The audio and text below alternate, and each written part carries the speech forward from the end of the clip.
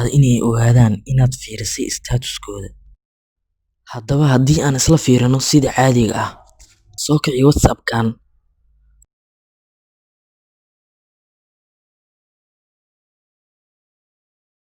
sawirna soo geliyo,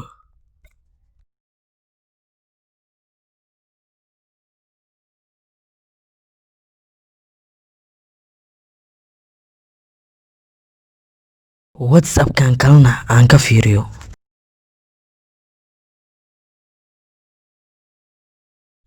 Waa kana waan ogaan karaa. Haddaba haddii aan rabo in la ogaanin maxaan sameynaa?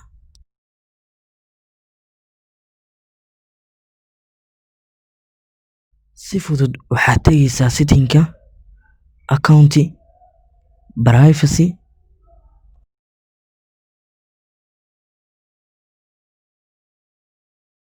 option-kan ayaad off leedahay. Option-kan wuxuu awood u leeyahay in uu ka qariyo asxaabtaada haddii aad message-kooda kala furto iyo haddii aad statuskooda fiiriso. Okay, sawir kale haddaan soo geliyo, WhatsApp-ka kalena aan ka fiiriyo.